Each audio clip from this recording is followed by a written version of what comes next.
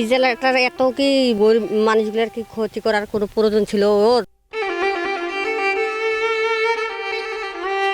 এই আলুগুলো আমাদের গরু খাবে না, এ লোকটাকে এত ক্ষতি করার কোনো কারণ ছিল?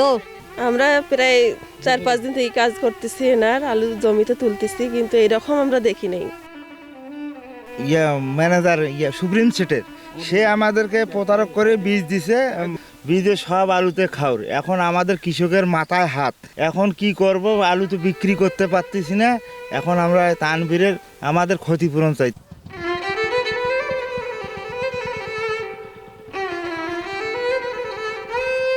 আমরা এখানে প্রায় 300 একর জমি আমরা চাষাবাদ লাগাইছি। কৃষক এখানে আছে উপস্থিত কয়েকজন।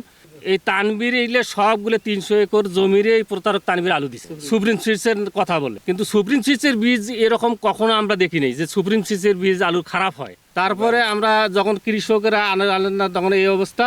আমরা বর্তমানে আলুর রেট হচ্ছে 10 টাকা। 10 টাকা আমাদের আলু 3 টাকাও করতেছে না।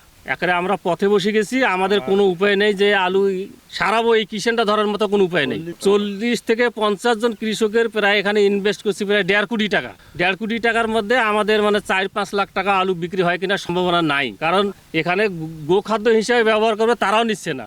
আলু ওয়াতে চাষ করিয়ে আমাদের এখন ধান লাগা ছাড়া কোনো উপায় নেই।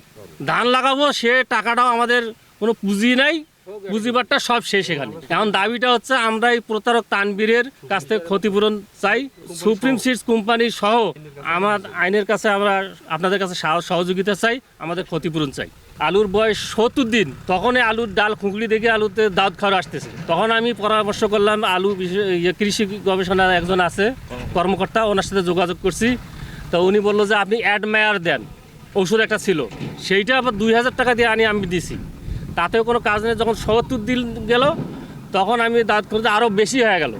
তখন উনি আমাকে বললো যে এটা বীজের সমস্যা, এটা আলুর আপনার জমির সমস্যা না, এটা বীজের সমস্যা, বীজের সমস্যার কারণে এই আলুর দাঁত খারগুলো আসতেছে। সুপ্রিম সিডসের তানভীর দিচ্ছে, এইগুলোতেই এই সমস্যা। আর অন্য কোনো জমিতে যা দেখেন আছে নাকি? আলু আসলে আমি যখন ছোট তখন থেকে আমার বাপদাদারা কিন্তু আলু আবাদ করে। এই আলু আবাদ শুধু আজ থেকে 10 বছর 15 বছর না, প্রায় 30 বছর পূর্বে থেকে আমরা আলু আবাদ করি। এরকম ক্ষতিগ্রস্ত একবারও হয় নাই। আর আমি মানলাম যে জমির সমস্যা আছে, শুধু এর না হলে জমির সমস্যা আছে। আমার জমির তো সমস্যা নেই, আমার জমির সমস্যা আছে। এই বড় ভাইয়ের জমির তো সমস্যা নেই, বড় ভাইয়ের জমির সমস্যা আছে। আরও যে 2-4 জন করছে, 10-15 জন করছে, সবাইরই কি জমির সমস্যা? সবাইরই যদি সমস্যা হইতো, তাহলে বীজের যদি সমস্যা না হতো, তাহলে কিন্তু সবাইরই জমির সমস্যা বা ভালো হইতো ক্ষেতটা। আমি দেখতেছি বীজেরই সমস্যা। তানভীর আমাদেরকে বলছে যে সে নাকি সুপ্রিম সিডে চাকরি করে। ভালো কথা, সুপ্রিম সিডের বীজ ভাই শুধু আলু আমরা ব্যবহার করি না, আমরা ধানও করি, আমরা অন্য ইয়াও করি সুপ্রিম সিডের। এই সুপ্রিম সিডের কথা শুনেই আমি বলছি যে আলুটা নেওয়া, আলু ভালো হবে। আমরা তো জানি, ভুক্তভোগী তো আমরা, যে সুপ্রিম সিড অবশ্যই ভালো। সেক্ষেত্রে আমরা নিছি, নেওয়ার পরে এই তানভীর আমাদেরকে যে আমাদের সঙ্গে এত প্রতারণা করবে, এটা তো আমাদের ধারণার অতীত, আমরা তো কল্পনাও করতে পারি নাই। আমি আপনাদের মাধ্যমে তার জন্য তাকে যেন মানে কঠিন থেকে কঠিন ড্যামারেজ যেন আমাদেরকে দেয়। আমরা ভাই কি বলবো, এই আলুটা তো গরু যে খাবে সেরকমও ভালো রুচিওয়ালা গরু খাইতে যাবে না। আলু চাষে তো চাষিরা আমরা আলু চাষের উপর নির্ভরশীল। সাধারণত আমাদের 9 নম্বর সত্যপুর ইউনিয়নের সহ দাবিরাটবাসী আমরা যারা আছি, এখানে আপনি দেখতে পারবেন যে অনেক আলু চাষাবাদ হয়েছে, যেটা আসলে প্রতিবারের ন্যায় এবারে আরও একটু বেশি চাষাবাদ হয়েছে।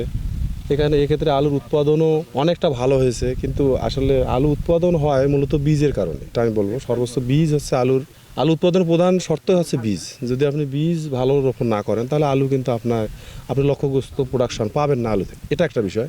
আর একটি বিষয় হয়েছে যে এই বীজ যে চাষিরা সংগ্রহ করে, সাধারণত দুইভাবে বীজটা সংগ্রহ করে। একটা জমি থেকে উৎপাদন করে সংগ্রহ করে স্টোরে রেখে সেটা রোপণ করে, আর একটি ডিলারদের মাধ্যমে বা বিভিন্ন সিড কোম্পানি যারা আমাদের এলাকায় বীজ সরবরাহ করে থাকে, এরা এই বীজটা সরবরাহ করে থাকে। তো চাষিরা আসলে সাধারণত বীজ সংগ্রহ স্থানীয়ভাবে যেগুলো করে, সেগুলো তারা নিজেরাই রোপণ করে, নিজেরাই সংরক্ষণ করে। কিন্তু যারা সংরক্ষণ করে না, তারা বিভিন্ন সিড ব্রাক, শিটেড ফার্টিলাইজার, তারপর আর আপনার মনে করেন যে সুপ্রিম শিট বা অন্যান্য যে শিটগুলো মানুষের দোরগোড়ায় গিয়ে বীজ পৌঁছে দিয়ে থাকে, তার মধ্যে সর্বোচ্চ হচ্ছে সুপ্রিম শিট। এই সুপ্রিম শিটের বীজ আমাদের এলাকায় দীর্ঘ সময় থেকে মানুষ নিয়ে আসছে এবং চাষাবাদ করতেছে এবং ব্যাপক সফলতাও পেয়েছে, ভালো ফলনও পেয়েছে।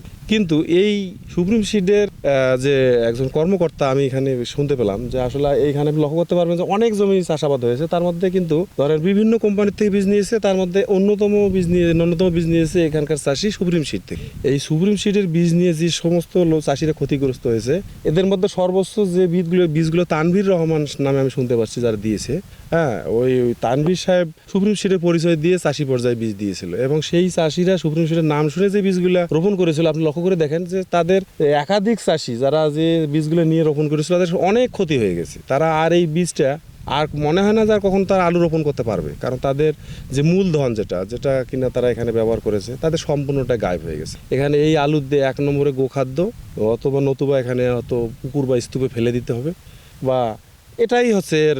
আর কিন্তু উৎপাদন খরচ যেটা সেটা তো পাবে না,